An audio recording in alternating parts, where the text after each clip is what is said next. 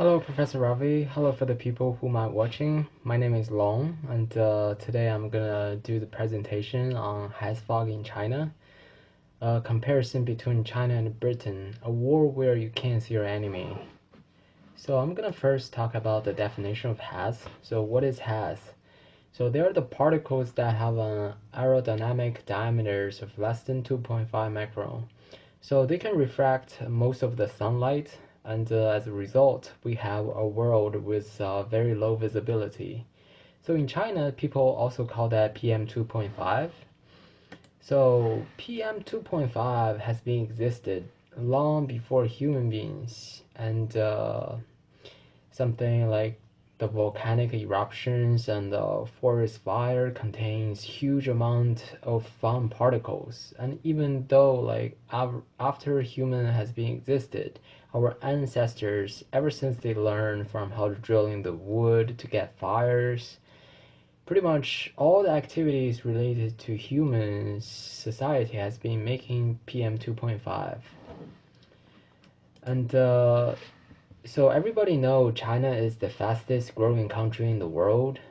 Therefore, 60% of the PM 2.5 in China come from either coal or gas. And just talking about the year of 2013, just 1 year, China burned 3.6 billion tons of coal. What does that mean? That means China burned more coal than the rest of the world all combined together. Actually, on that year, the rest of the world burned 3.2 billion tons. Wow, right? So, however, China is not the first country who consumed such a large amount of coal. And in the 19th century and the 20th centuries, countries like America, Japan, Germany, and Britain, all those countries have suffered from the serious problem from coal and the smoke problems because of their emerging of the industries and wide use of autos, and also something like the broad use of coal. All of that create a huge problem for them, and they definitely learn their lessons. So today I'm gonna use Britain as an example because they had a very similar reasons to cause their great smog. Because Britain, uh, I mean, the 90% of their energy consumptions are come from coal, and it's not exaggerated to say that the whole Britain was ate on coal during the whole 19th and pretty much the early and the mid 20th century. From trains, ships, steel, and living goods and factories, London was all covered by a huge smog, and there are like hundreds of thousands of a small volcano erupting every day. People even can't even see their feet when they walk on the street, and the probably the only moving thing you can see on street are the ambulance which carry the dying patient to the hospital. And for the people who have to go to outside, they probably need someone to light the way for them. So, and for the people who walk on the street, you will see they wear masks, they shop with masks, walk dog with masks, they even kiss each other with masks. And after this happened, so the number of people who died from the Great Smog was over 12,000 people, and the doctors who tested like those victims have found that those people are either died from long-term breath of black carbon or short-term breath of heavy metals. And according to the estimate of the Clean Air Organization, the pollution in London at that time was highly exceeded China's pollution today. And so, if coal is that bad, why China choose coal? Like after this happened, many countries tried to control their consumption of coal to avoid the same thing. But why China do that anyway? Well, there are like several reasons, as I concluded. because China suffered greatly from war and invasions from Western powers and Japan, like for like a century and a half long. So China definitely like badly needs something to help it to lift off for reforming and opening up itself to the world. So coal is the perfect choice right there for China. It can last for a long time, and most importantly, it's cheap. So, as we talked about before, coal is not the only problem for China for their like has problem because it only make coal and oil together make like 60% of the pollution.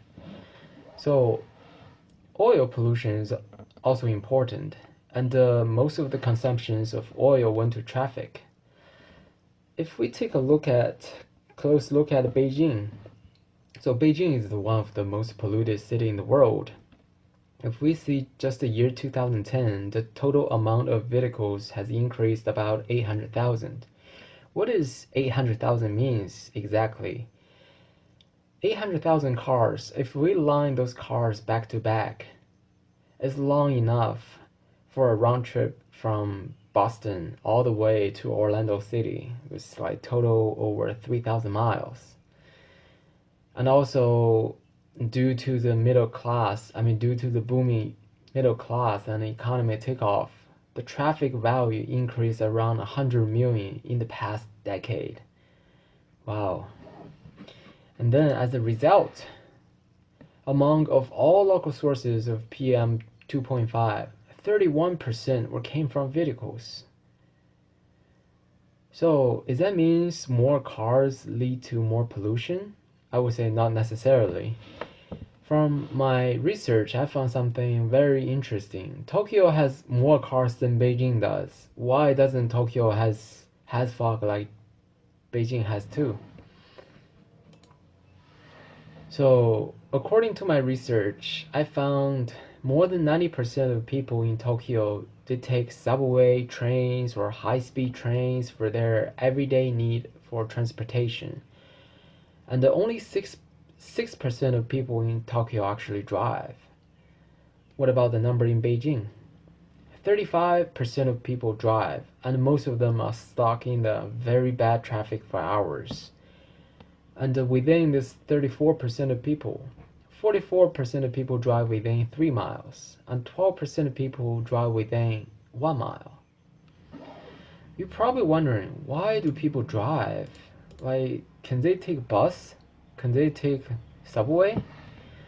I see, well, personally as a Chinese, I understand deeply what they are thinking because we see vehicles and cars much different than people see vehicles and cars here in this country. Because we see vehicles and cars more like a transportation tool. Like America has 300 something million in population, and the land mass of US is huge. So therefore, people live very spread out, and we need a car to go to places. Like me, I live in Reston. It's 10 miles away from school, and the closest grocery store to my home is 3 miles away. So I definitely need a car. Otherwise, I stuck at home every day forever. But in Beijing, it's kind of different. Pretty much everything you need, convenience store, bookstore, or grocery store, are within the walking distance. You probably only need a car to go to work, or to go to school, or pick up someone. But, I mean, people drive anyway, because people think, hey, I have a car, I'm a middle class, so car become more like a symbol for Chinese people rather than a lot more than transportation tools. So if we take a look for Great Britain and see how they fought the smog, we can see that what they did is they passed the Clean Air Act in 1956, and which regulate people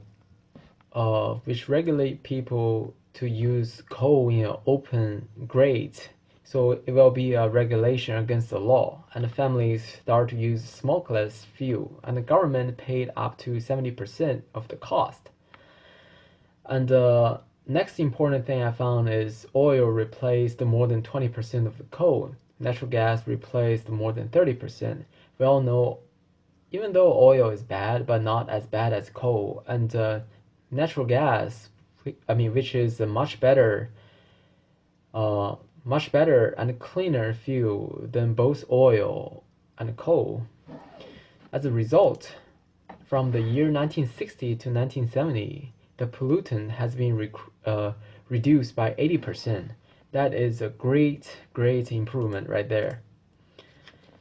And during the time Britain people fought the pollution, not only the economy did not recess, but also the GDP doubled. Most factories who burns coals for living were closed, and Britain went into the era of the oil and gas.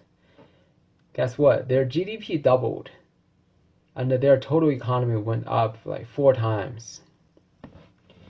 So,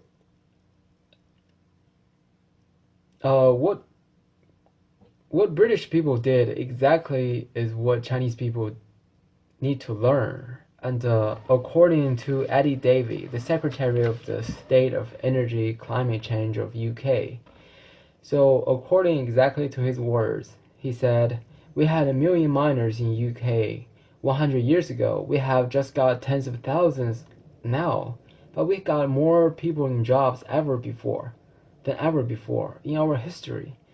If an industry is on its way out, there's another industry coming up." So I think this is a perfect example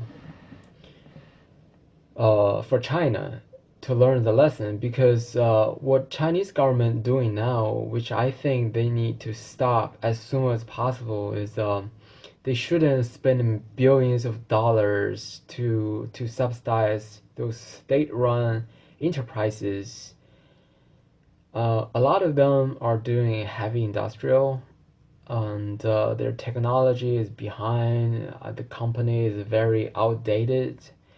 So if China stop like feeding them, if the Chinese government stop feeding them, I think they could use the money to like subsidize some like emerging companies who do like environmental protection or research.